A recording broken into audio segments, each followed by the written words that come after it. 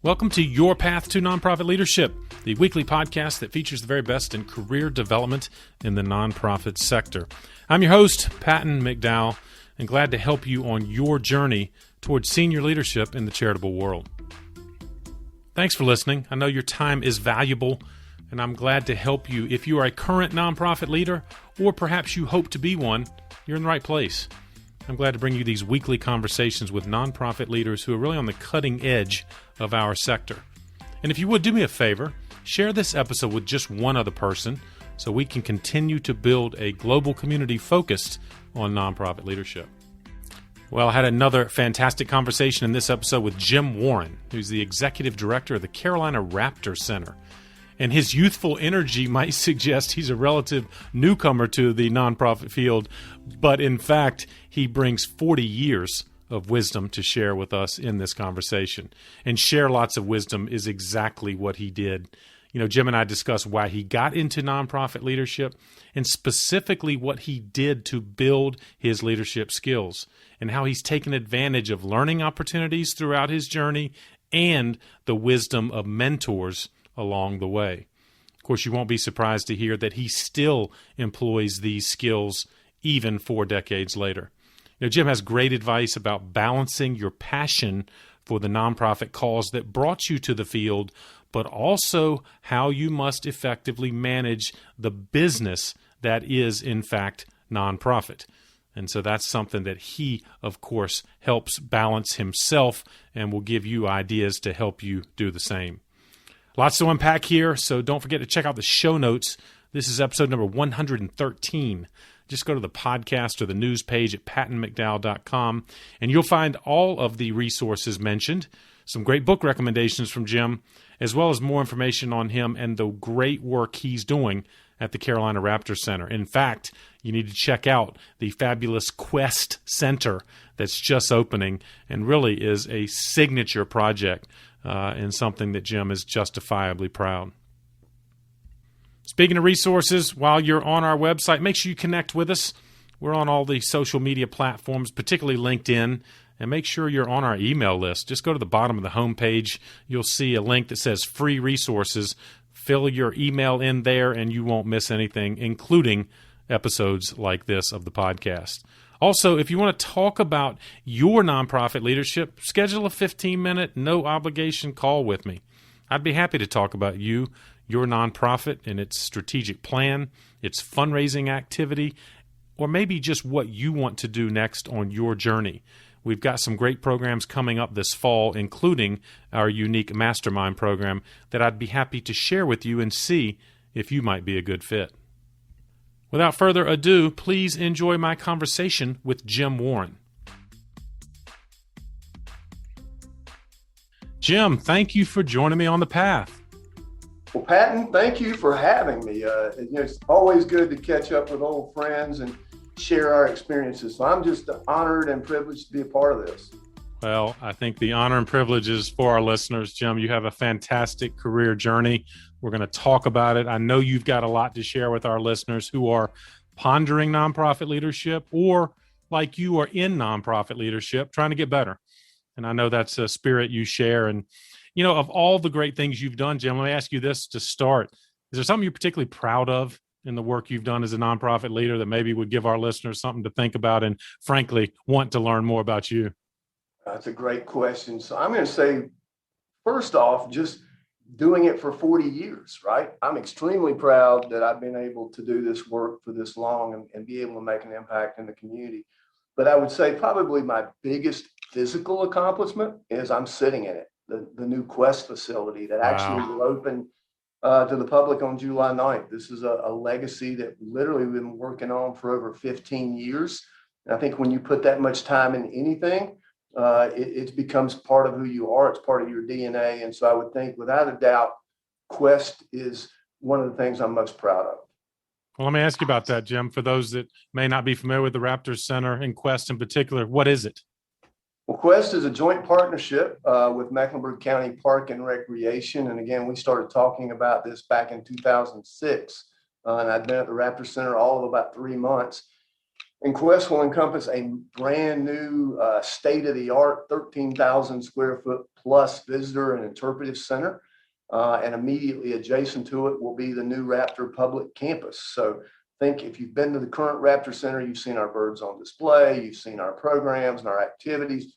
Well, here we'll have 40 enclosures with birds from around the world.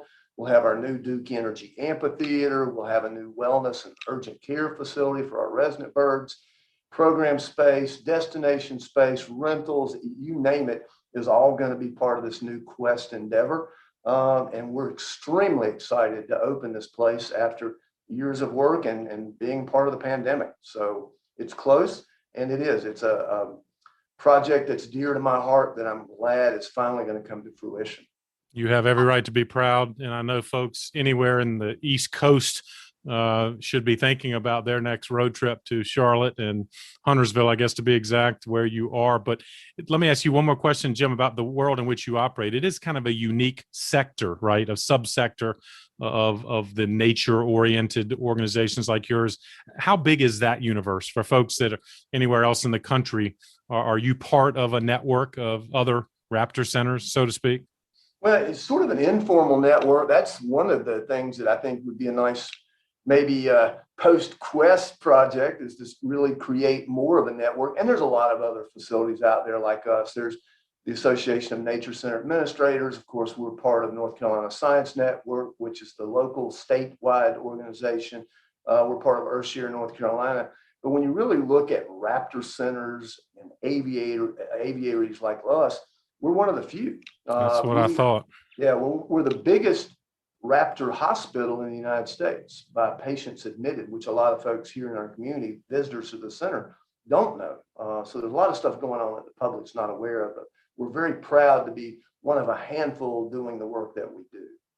It's fantastic. And I know this conversation is going to lead a lot of people to check out the work you're doing, of course, and that of the Raptor Center and Quest in particular.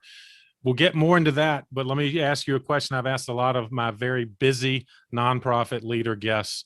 Jim, how do you manage all the stuff that you're doing as a leader that maybe would help someone else thinking, how am I going to manage everything involved in nonprofit leadership? It's another great question. And if you ask that to the staff, they may tell you not so well. But jokingly aside, I have to have systems. My wife, Pam, is one that's created in me a set of lists. And so you can't see it, but behind me on my wall are a number of dry erase boards with everything from project detail to overall scope of what's going on. I have my trusty notebook that I'm constantly writing notes and lists, and calendar. I mean, if it's not on my Outlook calendar, it does not exist in my life. Yes, sir.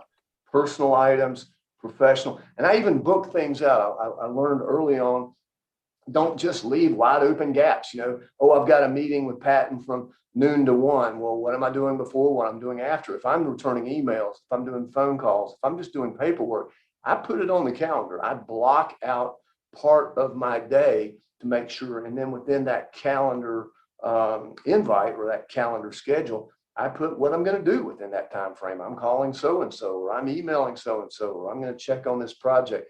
I have to be very deliberate, particularly in today's technology. You get a ping. Well, I check my phone. Right. Oh, there's an email, so I need to check that. I have to stay on task, or I will go in so many different directions. It's not even funny. And you have to be organized. You have to work a list every day or you're gone, right? And as you well know, as an ED, we're managing people, we're managing projects, we've got donors, we have boards, we've got all these various things going on in our heads. You've got to keep them all framed in some way, or you'll never get your job done. You'd go home at the end of the day frazzled, and can't do that. You want to get up and come to work the next day. Exactly right. How do you prioritize the list, Jim? I'm sure the list grows every day. Do you have kind of rituals is it an end of the day ritual? Is it beginning of the day ritual, end of the week ritual? How do you prioritize all this stuff? I'd say check to all of the above. I look at what I was supposed to try to do today. So at the end of the day, I'll look at Tuesday and I go, I didn't return so-and-so's call. Part of it, to be honest with you, has to be the nature of the beast. If there's a board member, I better get back to them very quickly. That's a Right. boss, right? We Yep. as the EDs, we got to report to our boss. If it's a donor, and I don't care about the amount, that's where I want to make sure that people understand this. I'm not going to call a huge donor faster than I would a donor that's making a moderate or a smaller gift. It's when did that donor reach out to me? So it's got to be about how soon it came in. What project has to be done immediately. And that's part of where you have to put some thought to it, is do your prioritization.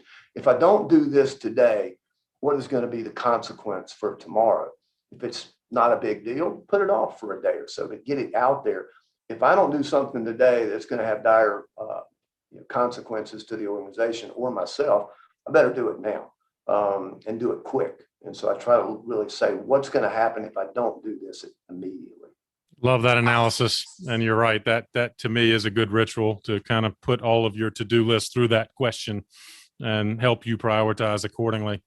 Well, Jim, that's among the many words of wisdom I know that you have for our listeners over. You're too young for me to talk about 40 years ago when you started this game.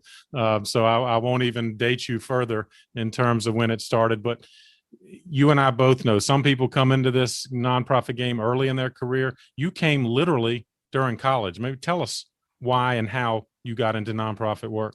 Well, I started when I was in college at the great Appalachian State University.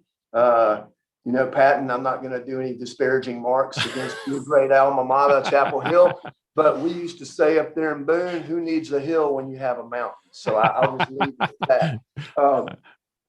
But no, I started, I was coming out of college or in school. I had 2 degrees. I had a Bachelor of Science in Recreation. I had a Bachelor of Science in Business Management. Originally, I wanted to work for the National Park Service. I wanted to be a park ranger. Interesting. Spend time out in the woods. And, some things were happening politically in 1980. There were some folks that were running the Department of Interior, and there was no jobs. And so I stayed in school an extra year, finished up the business degree, and just happened to need an internship for the summer, and went to work for the YMCA as a camp counselor, right? I'd gone to camp when I was a kid, but hadn't worked in camp. So loved it. I mean, literally fell in love. It's the hardest work I've ever done in my life, being a day camp counselor, but loved it. I mean, just loved it. And so couldn't wait to go back the next summer and then the next summer, and was getting ready to try to graduate and get out of school, had like a half a semester worth of credits left. And the Y offered me an internship, or actually that offered me a job, and I needed to get an internship or I couldn't graduate. So I went in and talked to the professors and the faculty and the dean, and they approved me doing an internship my senior year, my final semester as a senior, and went to work for the YMCA of Greater Charlotte at the Harris branch, and was there for only a couple months, and they offered me the program director position. I wasn't even a college graduate yet. Wow. A number of months, which showed me the value of an internship. My career path was designed through an internship. It's a great way if you're out there and you're listening to this and you haven't chosen that career, or if you're an organization and you're looking, bring in interns. Bring them in. They're unbelievable. Yeah, people say, well, it's a lot of work. Well, it is a lot of work, but you're going to find folks that are going to be passionate about what you do. You can get them started on their careers. Interns, it's a great way to sort of put your toe into that pond of nonprofit work to see if it's something you want to try to do. But, I went to work at the Harris branch in August of 1981. So coming up on my 40th anniversary at starting nonprofit work, and worked for the YMCA. I worked for Mecklenburg County Park and Recreation. I worked for Charlotte Outdoor Center, worked for some of the local hospitals, worked for, of course, been here at the Raptor Center now for 15 plus years. I can't believe that. Wow. 10 years as the executive director. So time truly does fly when you're having fun, to use a Raptor, avian pun. But no, Patton, it's well, you well know, because you've been engaged with this work through Special Olympics and fundraising at UNC Wilmington and at Queens, and now doing your own gig. Once you get in it, it's just, you're in it. It's just so, and it's so fulfilling. It's service. And I got the service gene from my parents. They were both extremely service oriented individuals. I don't think I had a chance, to be honest with you. I was not going to pursue a career, even though I started as an accounting major. That's what my dad wanted me to be. Wow. He just said, I can't do this. I love the numbers. And that's one of the things that benefits me now. So again, those of you that are pursuing this as a potential career, take all the business classes you can, because you're going to need them. You're going to need marketing. You're going to need to read a financial statement. You're going to need to be able to discuss intelligently with donors and supporters. And so you need that business, because basically I'm running a business. We're Indeed. a nonprofit, but we're a business. I like to joke that just because we're not for profit doesn't mean we're for loss. So yes, it's all about being a business. It's just our stakeholders are different, and you know that. well put. And I'm delighted that you kind of look at the advantages on both sides of the internship equation. The organization benefits, of course, the individual does. I had a guest a couple episodes ago, Jim Righteous Kit, talented young man who said exactly the same thing. Nonprofits that are proactive, offering internships like that, are often going to identify talented young people. If I'm an executive director listening now, Jim, where do I go for interns? How did you set up your internship program? Was it conversations with the local universities, or were there anything else that you've done to establish the great internship program you have now? Well, and I think, first of all, you've got to know what you want your intern to do, right? Okay. It's just like hiring someone. Create the job description. And don't just bring interns in because you may consider them as free labor or cheap labor, right? You can get a college student for nothing. What are you going to have them do? Good point. Give them a project. It needs to be a learning experience. That intern needs to walk away with something that made a difference. So they're technically still in class, right? As an intern, I had to write reports. I had to meet with my advisor. I had to share with what I was learning. And so you need to have a really good idea of what you want this internship to be all about. Then you sort of figure out, well, where would I find the talent? Just like you're going to recruit, where are you going to find them? Now, you're not going to find them on Indeed or some of the other platforms or LinkedIn. You could with LinkedIn, but I would start really having relationships with your universities. If you're an executive director and you don't have a good relationship with institutions of higher learning and your local school system, you're not doing your job. You're missing out. You are missing out. And so, of course, I went back to Appalachian immediately. We've got great relationships with NC State, of course, because of that school there. We've got great relationships with all of the institutions here in our home city. I mean, we literally have a board member at Queens, at Johnson C. Smith, and at UNC Charlotte. And so they're really helpful. And we go national. We have interns that come to the Raptor Center that are coming to us from schools all over the United States because of the uniqueness of what we offer.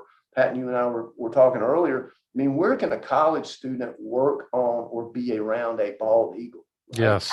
That opportunities are not out there in a big way. And so we provide those to students, particularly if you're looking at going into wildlife management or environmental education or one of the veterinary sciences.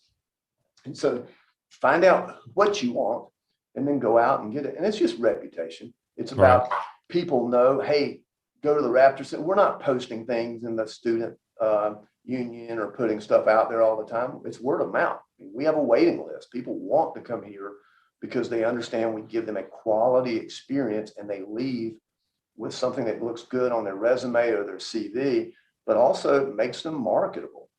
And they've learned a hard skill while they're here with us. And again, from our side, we've hired interns. I can't tell you how many interns have come through our program that have gone on to be part-time or full-time or, department heads here at the Raptor Center. They started with us when they were in college. Such good advice. If our listeners aren't being thoughtful about this and intentional about this, because I think most nonprofits, you have, of course, a wonderfully unique element to your mission. But a lot of nonprofits can find unique elements that would be attractive to interns. And for all the reasons you shared, what a wonderful pipeline and community building exercise that you're such a good illustration of, Jim. So I'm glad that you lifted that up. As we go back to now your journey from intern to employee, let's talk about that. You spent 10 years or so with the Y. How did that trajectory go? When did you know you might want to actually move into senior leadership? And let's talk about those kind of, years as you grew into nonprofit leadership. Well, I think some of it happens just organically. I would like to say that there was a plan that said, okay, I'm going to hold this position for X amount of years, and then I'm going to go up into another. The first position I ever held was just literally fortuitous and happenstance. I'd been at Harris for just a couple months. The current director that was there, the fitness director, left to go to another YMCA. Andy Calhoun, in all of his brilliance, decided that he was going to split that job and offered me the program side. So I basically had youth sports and some others. And again, I was still an intern. So because of an open position, I was able to fill that. And then as that program grew, we realized that sports was just such a big part of it. So I became the sports director and did that for a number of years. And then an opportunity manifest itself for me to go into the outdoor education field, which is what my passion was early on. So I did that for a number of years, working for Charlotte Outdoor Adventure Center. But I had just taken classes and knew enough about aquatics to be dangerous. And so when an aquatics director position came up at the Y, I went back, right? And so I went back to work for the YMCA and was the associate aquatics director and outdoor pool manager at the Harris Y for several years, and continued to grow and took class. I think the biggest thing is you have to want to always grow in your job, Pat, and you know that. I mean, you were always looking at, can I take this class? Okay, so I'm a lifeguard. Well, now I get to be a lifeguard instructor. How do I get to be an LGIT? I'm training lifeguards. Okay, I don't want to just be a program person. I need to want to know what makes a pool tick. So I became a certified pool operator. I learned all the chemicals and the infrastructure and that piece of it. I learned how to teach swimming. And so you start gaining expertise and knowledge. And then when the county was opening the new Mecklenburg County Aquatics Center downtown, I applied for that position just sort of as a lark, and I got it because of my background, not just in aquatics, but my background in sports management, working with swim teams, helping put on big events like Ultra Swim or some of the big swim meets that would happen there. I knew how to run events and sports. And so again, just all these little pieces came about, but you're constantly looking. I'm very happy here. So board, if you're listening to this, don't freak out. But you need to be looking for what's the next step in your life, right? Yes, what is indeed. that next piece and what would it take? I think early on in my career, I knew that I loved the hands-on program. I still do. So Right. when I'm out there working with volunteers, or I've got a chance to talk to someone about a particular bird, or I'm doing something with the staff, that's extremely, extremely satisfying. But I always knew that I wanted to be a leader. I think we know that, right? It's sort of this drive. Like, I want more. And so that's where the business piece came up. That's where the management of the business side. That's how do you motivate people to see the vision? We can have the vision, but how do we motivate others to help us realize that vision? Always wanted to do that. I liked coaching little kids when I was at an early age. Well, coaching's leading, right? You're not out on the field doing the playing with them. You're coaching them. You're getting them ready, getting them prepared. But at the end of the day, they're out playing the game, no matter what game that is, swimming or like with Special Olympics. I coached Special Olympics swimming, which you're well aware of, or Special Olympics soccer. You've got to do everything you can, but when they're participating and competing, you as a coach have to stand back and hope you've done well enough to get them ready and be prepared. It's like running a nonprofit. I can't work on every bird that comes in here. I can't see every visitor. I can't work with every volunteer. My job is to provide the resources to the folks that truly do the good work every day.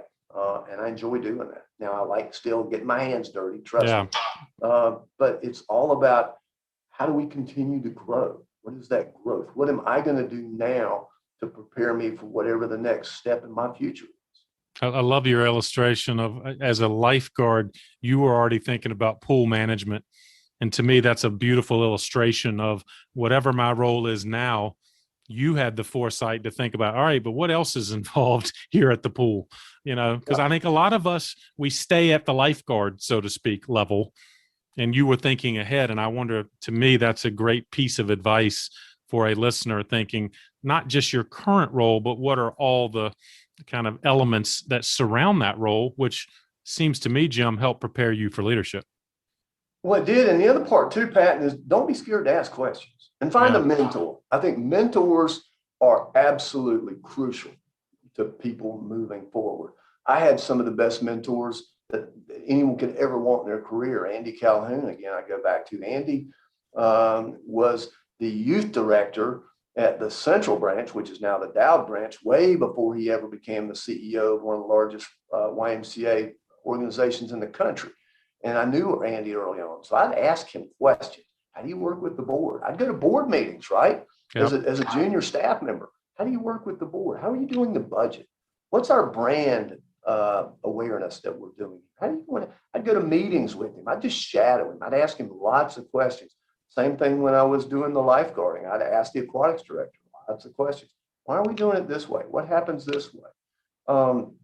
And still to this day, there's mentors that are younger than me. There's no age on a mentor, right? They don't have to be some seasoned person. It's someone that does something better than you or in a different way that you want to learn from. And I could go off the top. I'm not going to embarrass anyone or leave anybody out, but there's mentors on our board. There's mentors in this field that are much younger than I am in my career, but particularly when technology or doing things differently, in pandemic, we had to shift to a virtual platform. Well, who was already doing it well? Who could I learn from? Who could I shadow and be a part of it? One mentor extremely early on, and this sets the tone for maybe our next piece that we want to talk about, is Harry Brace was the CEO of the YMCA Greater Charlotte at one point, and he set me down as a mentor, and we were talking about money and how you had to have funds and do this. I think a lot of people early on in the nonprofit world think that money just rains in. Where does it come from? Everyone feels good about this cause and they give money to it. And Harry sat down and said, Jim, two things I want you to remember. No mission, no money. So if you don't have a cause that the public can rally behind, they're not going to support it. Yep. And the other part is no money, no mission. You can't generate the donations or the earned income or whatever it is to drive it forward. You're not going to be a success as a nonprofit anyway. So you have to really balance those two things to be able to have a nonprofit that's going to make a continued impact, such as the YMCA of Greater Charlotte, such as the Raptor Center. We've been around since the early 70s. I think it's just a testament that we've been able to show the community that we are of value, that we're of relevance, and that we're very good stewards of the resources that they give us. Well put.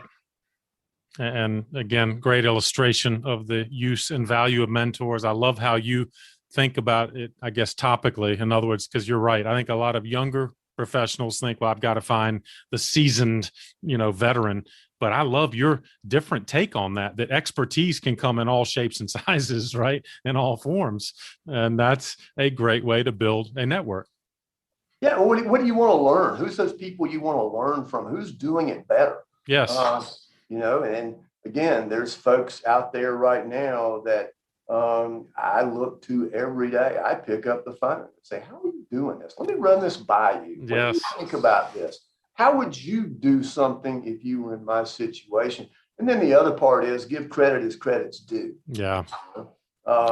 If the idea was somebody else's and people said, man, that's a great idea. Well, I wish I came up with it, but so-and-so really did. Yeah. You need to be able to be accountable for that and let folks. But again, if I quit asking questions now, I might as well just retire. Again, board, if you're listening to this, we won't quote you on that, right? Yeah. No, but again, it's not about age. It's not about gender. Yes. It's about who knows something better than me. And that's a lot of people, as Pat, you well know. so there's never any lack of sources out there. It's just, who, and the other part is don't take yourself too seriously. I think that's part of this conversation. If you can't be self-effacing, if you can't laugh at yourself, then, you're in the wrong line of work, no matter what line of work you're in. You just need to be, not to say that I don't have my stressors, right. Things that I freak out about. But if I start taking myself too seriously, and if the Raptor becomes the Jim Warren Center, then that's when I've lost it. Yeah, it's time to make a change then, right? And well, Jim, you had increasing responsibilities as you built your leadership journey. At some point, obviously, you're like, hey, maybe I would like to be in charge. And so I wonder if you could go back to those times when maybe it was before you became the ED at the Raptor Center, I think in 2011. What did you think you needed to build or have to be ready for that job? And then once you got in the job, what was it like, or did anything surprise you? You mentioned, for example, that business acumen, right? And so I wonder, was that among the headlines back before you first became an ED, or were there other things you were thinking about at the time? Oh man, make me go back and relive history. So let me kind of start with how I even got here in the first place. So back in 2005, and to be honest with you, and it's going to bring tears to my eyes as you can see this, my mother passed away in November of '05. Right. And at the point I was working for the YMCA of Upper Palmetto, so the Rock Hill YMCA, the chief operating officer and executive director of one of their main branches, and had leadership and had management. And I was just ready for a move, right? I think the death of my mother just sort of shook me up. I was in my late 40s, and I was just at a point in my life that I just said, I need to change, but I don't know what that change is going to be. That's the scary part, right? Yep. That's where you don't have this progression that says, oh, I'm starting here in my career, and after a couple of years, I'm going to elevate. At some point, you just you get there and you go, what is next? I don't know. And so the first thing I did was I had a heart-to-heart conversation with Pam. I mean, you got to share this with your partner, right? Yep. She's my partner in all things. And I think it scared her because, I got a good livelihood. I was making good money for the YMCA, even though it's a nonprofit. You can make good money in this field. You don't have to be Good reminder. starving all the time. It's Good out reminder. there. Yeah, sure. So go into it, but you're not going to get rich, but you're going to have a satisfying life. And I couldn't do it anymore. And so I took a leave, kind of left the Y, and just by happenstance was having conversation and coffee with Alan Barnhart, who was the executive director at the Raptor Center at that time, old friend, YMCA colleague, had run Allenby's, the outfitting store in Charlotte, and been very successful with that. And we were just chatting, and he goes, well, it's amazing that we're chatting because I may have an opportunity. I said, well, let's talk about that. And the board had asked Alan to be more outward facing, right? To get more out in the community, to do more things from a relationship building. And he needed someone to manage the internal. And that had been my focus for years, as I was an operations guy, right? I was that person that knew how things worked behind the scenes. I wasn't going out and raising money or working with boards. I'd done it, but that wasn't my focus. And so Alan took a chance and I took a chance and said, okay, let's do it. So in January of '06, I started actually Martin Luther King Jr. Day, which I think is eventful in its own right. I started work at the Carolina Raptor Center. And I told Alan, I'm going to give you about 2 years. Okay? And honestly, this is sort of a stopgap for me. See how it works for you, see how it works for me, and we'll move forward. And Alan left after about that 2.5 year time frame to go do something else at Catawba Science Center. And the board came to me at that point and said, Jim, would you consider it? And I wasn't ready yet, Patton. I could do the job. Right. I knew I could do the physical part of it. I just wasn't ready mentally. I didn't know if I wanted to stay here. Interesting. And so I told the board, no, I appreciate the offer, but I'm not ready. I'll serve as an interim. I'll do that. And so during the hiring process, I served as the interim, and they hired a new executive director, and she came on board. And she was here for about 2 years, give or take. And she left, and the board came back to me after the interim and said, well, what do you think now? And I said, tell you what, if you want me, I'll take the job. And they What did. was different? What was different 2 years later, Jim? The passion for the organization. Yeah. The things that we had started. We'd started this process of a much greater partnership with Mecklenburg County Park and Recreation, had just an unbelievable team. We had hired our veterinarian on staff. We were going from just being a small rehab center that was doing some education to really being, internationally renowned. People knew about us now. We were doing some great work. And I wanted to see if we could take it further. I wanted to really see what would happen. And that was literally 10 years ago, the spring. And so looking back, there's no regrets. Awesome. my 15 plus years here have been remarkable in so many different ways. I know for me, more than the organization, I got so much more out of this than the organization got out of me. And now it's trying to figure out what's the next. We get Quest open, All we get right. our campus open. So what happens next? That's the big question. What's the next big thing here for the Raptor Center? How do you determine that strategically? I mean, I'm sure that kind of is playing in your mind all the time. What is next? But I wonder, just literally, for a nonprofit leader like you, thinking, what is the next kind of frontier like? How do you even go about that? Deliberately, I'll say that. You have to really be deliberate in your thought process, involve others, which we did. One of your former colleagues and good friend, Josh Jacobson, helped us develop a strategic business plan a couple of years ago. COVID hit, and that all sort of got back burnered for the short term. Right. But we're bringing it back up. We just did a strategic plan framework for our board and staff, and we're now starting to put sort of the flesh on the bones of that to look at 4 years. You know, we had a strategic plan before, but you have to really sit down and say, looking back in 2025, what do we want to have accomplished? What do we want to say we've gained or we've done? You know, what are those metrics? What is the impact in all areas of our organization, whether it's community engagement, environmental education, the bird care side, the facility side? What is it that we want to say we've done? We've involved small groups. We've involved the full board. We're involving the full staff. We did stakeholder meetings with corporate supporters, with individual donors, with competitors, other groups like us. You know, what are you doing? We've gone all over the country looking and learning and seeing what folks do. I joke that, to me, copying and plagiarism is one of the highest forms of compliment you can give anybody. It's flattering, right? Yeah, right. It is. You know, we'll do more than just change the name or put a new logo on there. But I reach out to other facilities, you know, other groups around the country, and just say, what are you thinking? What are you doing? What are you seeing? And then you have to put it into some framework. And then the framework just can't be on a binder or a folder or on a server or on OneDrive or wherever it is. You have to pull it up. And so we've created within our board a reporting process that will be reported out at each board meeting. Where are we? And if you're not doing anything, be fine. Be honest with that, right? Just say, hey, we haven't done anything on that yet. Okay, well, let's figure out why. Is it not worth it? Is it something we just said we should do, but we really don't need to do? Do we not have the right resources? Why are we not moving this initiative forward? And that's what it took to open this building.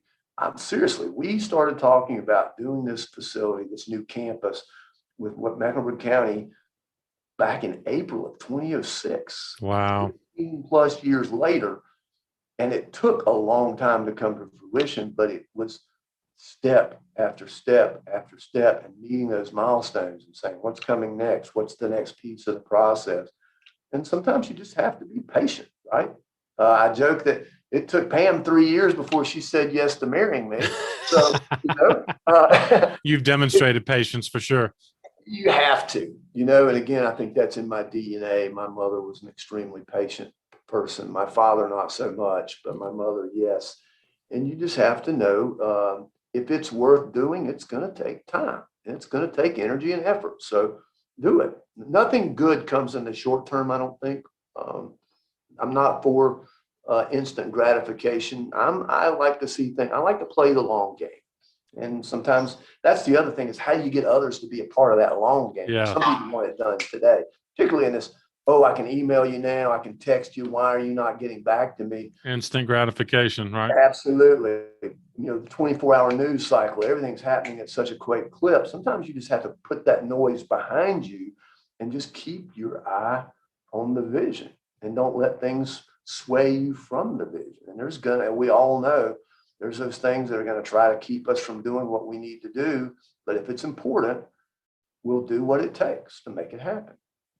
Well, and speaking of the patience you've exemplified, and I think for great strategic reward, how do you stay motivated, Jim? We talk, you and I both, to colleagues that are burned out, just not feeling the energy. So after 40 years, how do you stay motivated?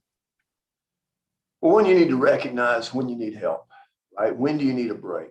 I applaud those that can take sabbaticals.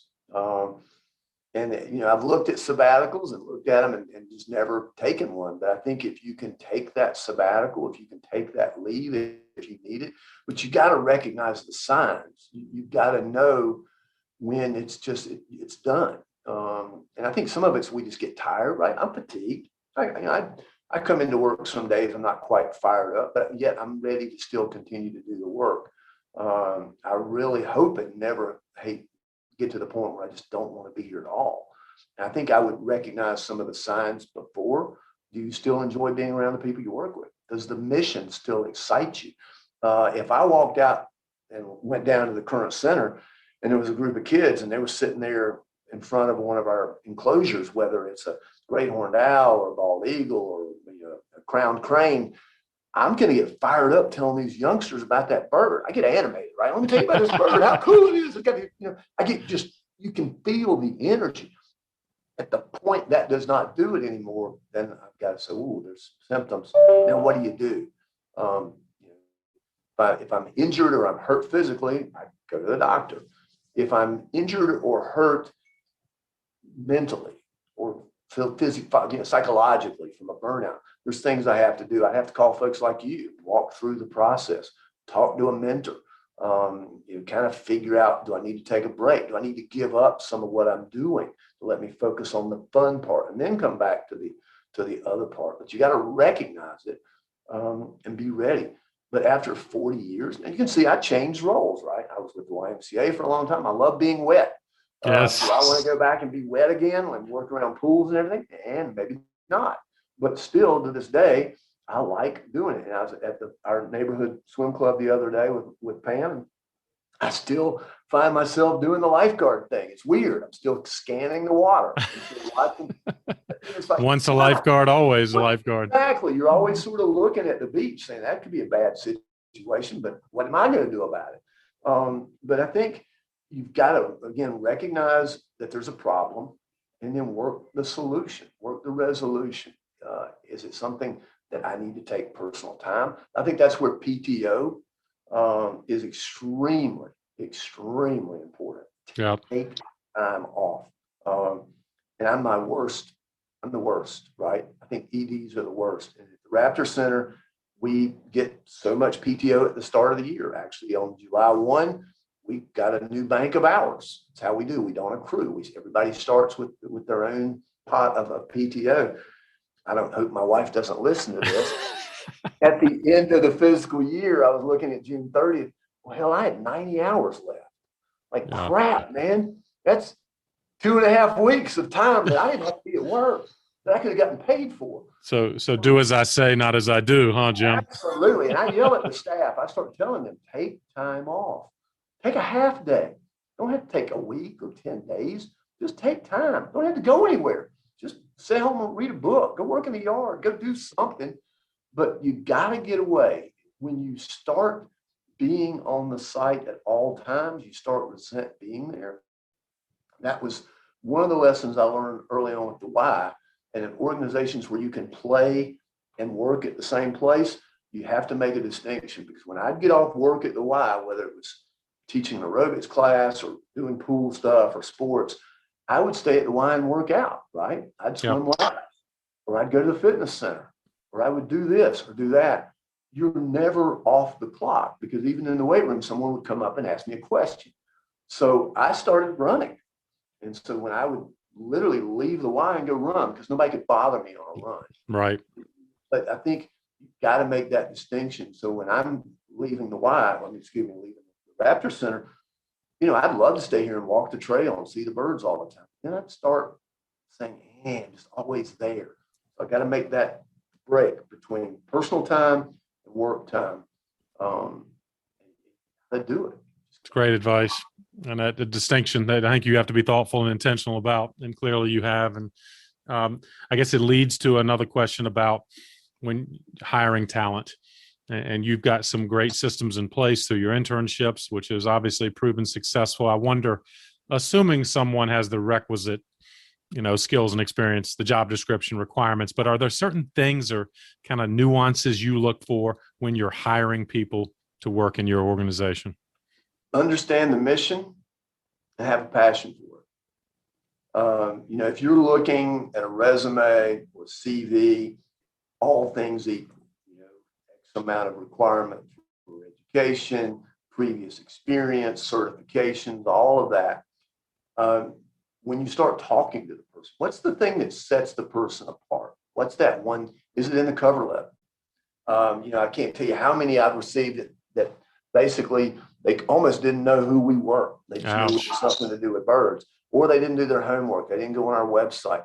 But the ones that really intrigued me are the ones that said, "Dear Mr. Warren, I'm applying for this position. I'll tell you how much I love the Raptor Center. I've been following it for years. I went there when I was in the 3rd grade at Myers Park Traditional School or something like that." Okay. And then you start talking to them, and then you find out that they also have a love for the environment or the next step. Hey, I want to be a veterinarian. I want to do this. This is the perfect place for me to get that skill. And other people say, well, then you're just setting yourself up for someone to leave. Well, absolutely. I'm not doing my job as a leader if I'm not letting the people that are working with the people that work with me be prepared for the next step. Now, hopefully that step would be here at the Raptor Center, but if not, they need to go somewhere else, right? I need to help them. I don't want people to be squeamish about coming to me and say, "Hey, Jim, I'm thinking about leaving, going to get another job." I don't want people to leave. Don't get me wrong, staff that are listening to this, but I need to be helping you set up for success, whether it's here or somewhere else. And I think I need to be looking at that person coming in, not, "Oh, I'm going to hire this person. They're going to be with us for 10 years. No, I'm going to hire them. They're going to do a great job. And I'm going to prepare them for the next step, right? To succeed their boss, or to go to a bigger institution, or go back to school and get a master's." I think that's what we have to be looking at. So passion, absolutely. Commitment to the work. Do they have an understanding of what nonprofit work really is? I mean, do they get it? And that's the thing. Skills, you can teach someone to work with a bird. You can teach someone the treatment part. You can teach someone to be an educator or to work with our systems. It's that attitude, that demeanor, that personality that people bring with them. That's what I'm looking for. Love that. And love how you lift up, as an organization, if you help people advance, yes, you may lose some, but wow, you're an attractive place to work if people begin to see that. So, right, I guess it pays off literally as well as the right thing to do. And so I'm excited to hear, because I do think some executive directors are nervous about, quote, professional development because, well, if I help them too much, they're going to leave me. And that's just the wrong way to look at it. Would you agree? No, I mean, you may have gotten the email today from the North Carolina Center for Nonprofits. They put out all the opportunities coming up. Well, I just forwarded that to the whole staff. Wow. And had some people take me up on it, right? I want to take this thing on the, legal compliance. I want to take this on grant writing. I want to take this program. Well, why not? They need to be doing better. And again, if I'm not grooming or nurture people, I'm not doing my job as a leader. I'm not helping them move forward. But again, if we don't have enough time, we'd be here for another 2 hours. I could go down the list and say, this person's now at this organization, or this person was the ED at the Raptor Center in Anchorage. All those folks started here with their careers and now have done better than I have. But we give them that chance. We give them the fertile ground that they can grow in. And if they grow faster and bigger, it's great. Good for them. I think it's a compliment. Yeah. Right. And you're modest about it, but it's a tribute to you and your leadership that you should be proud of. The alumni of your staff are now doing great things throughout multiple nonprofits, and that's really cool. And well, Jim, it's a good kind of fitting summary, I suppose, to all that you've learned. And I guess as you ponder, which I know is an impossible question, 40 years of experience, is there other final advice, you'd offer someone who says, all right, Jim, I'm thinking about nonprofit leadership? What would you tell them? It's going to be the hardest thing you ever will do. It's the most satisfying thing. Service. And I think too often, years ago, the phrase servant leader was coined. What exactly does that mean? Well, that means Right. someone that's willing to do the hard work and get down in the trenches. I think one thing that I learned early on from my parents is don't ever ask anyone to do anything that I haven't already done myself or would be willing to do myself, right? And so when there's times that we're out there doing grunt work, I'm doing grunt work. If there's times that I need to do other things, but you're going to be exhausted.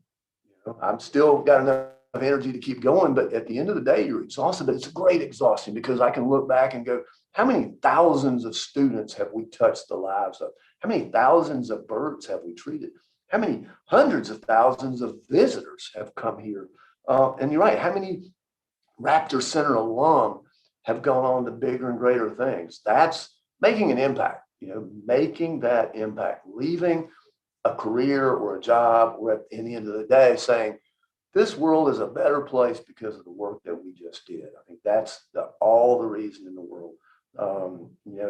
I don't have any regrets about not making tons of money. I may when I'm in retirement after a few years. We have to have a follow up with that, Patton. Yeah, exactly. But no, I think it's got to be the service that drives you. Want to do better by other people. Jim, you're a wonderful embodiment of the title of this episode. You've balanced the business, but frankly, have such a passion for the work, and that's translated to many, many of the folks you've worked with. You're such a good example too of lifelong learning. I sense you've never stopped learning. You reference resources and mentors along the way. So, an impossible question maybe, but is there a single book or maybe two? I'll give you a bonus, but is there one that's been meaningful to you that you might recommend to our listeners? Yeah, I'm going to date myself, but that's okay. Well, Tom Peters, In Search of Excellence. Yes. Came out early on in my career and just blew my mind, particularly some of the grocery store up north and some of the Disney stuff. What does it take? I mean, just how do you continue to strive for excellence? I mean, I think that every day, how do I want to make this place better? Good to great, some of the others, but yeah, the other book co-authored by a fellow mountaineer by Stephen Dubner is Freakonomics. If you haven't read Freakonomics or Super Freakonomics or listened to the Freakonomics podcast, it's great because it lets you see the world in a different way. How is the economy working in a way you may not understand? And so, but the other part is so much resources out there now digitally. North Carolina Center for Nonprofits is putting out great stuff. PMA, should I say anymore? Patton McDowell and Associates. Just unbelievable resources. Find what fits. There's Board Source and all these other pieces that are out there. You can be inundated. Just find what you like and kind of read through it, see what's going on. There's just so much stuff out there. But yeah, if you've come into this career later on, go back and read In Search of Excellence. It still holds true. Almost 40 years ago too. I think it came out in 81 or 82. So, yeah, early 80s, right? Great book to instill how to always strive for something. And I think sometimes you always heard the term sweat the details, and then some people say, well, don't sweat the details. It's the big stuff matters. Yeah, the big stuff does, but you need to sweat the details. From us is how do we make every experience for a visitor the best they could absolutely have? And I'm constantly asking folks, how do we make it better? Is it parking? Is it stuff we have in our snack bar? Is it our online ticketing? Is it the way the bird trail's laid out? How do we treat the birds better? Is it new equipment for our staff? Is it better training?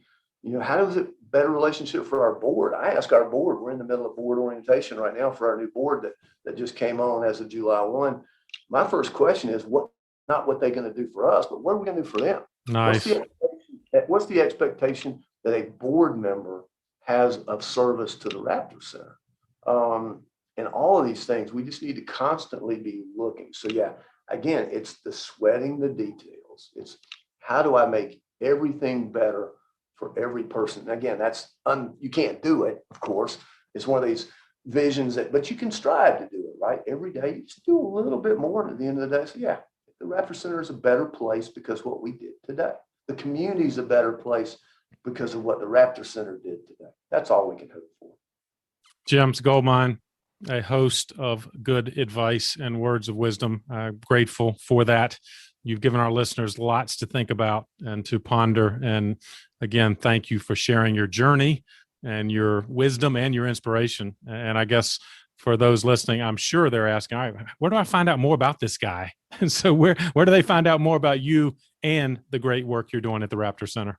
Well, Patton, let me first thank you for including me this. I've listened to some of your previous podcasts and some of the illustrious guests you've had, and I hope I didn't diminish from them by me being on here too much.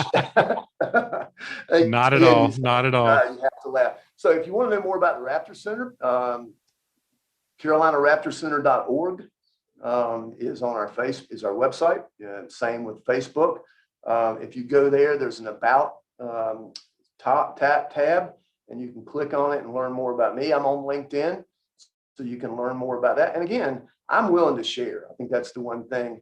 If people want to just call me up, email me, text me, come out for a visit. A lot of times I'll tell you more about what not to do and lessons learned and what That's to okay. do. But I think it is okay. And I've spent a lot of years learning, and I want to spend more years telling people how to be better at what they do. So no, but thank you, Patton. It's been a pleasure to catch up with an old friend, and we won't say how long we've known each other, but we've spent a long time in the nonprofit community in North Carolina, and proud Carolinians, whether you went to, but I will say, got to be proud, go Heels, because that's where my son graduated. So, yeah. Indeed. I won't have to edit this out now if you were going to disparage my Tar Heel legacy, but yeah, with your son coming through, but great institutions, great advice. And Jim, thank you again for joining me on the path. My pleasure. And everybody have a great day. Well, I hope you enjoyed this conversation with Jim as much as I did. Came away with some energy and some practical ideas to guide your professional journey and perhaps enhance your organizational strategy and certainly maintain the motivation that brought you to nonprofit leadership in the first place. Don't forget to check out the show notes. They are available on our website, pattonmcdowell.com. You can find out more about Jim, the Raptor Center, and all of its unique programming and some of the leadership lessons Jim himself shared in this episode. As always, thank you for sharing this episode with someone else on the path. And if you haven't already, make sure you subscribe. Just go to the podcast page at pattonmcdowell.com and you'll see links to Apple and all of the other primary podcast platforms. Don't miss out on any of our weekly episodes. They come out every Thursday, as well as bonus features we're producing at least once a month. Thanks for all you're doing in the nonprofit sector, especially right now. And keep up the good work for causes that have been most meaningful to you. I'll keep bringing you content that can help you do it even better. Have a great week, and I'll see you next time on The Path.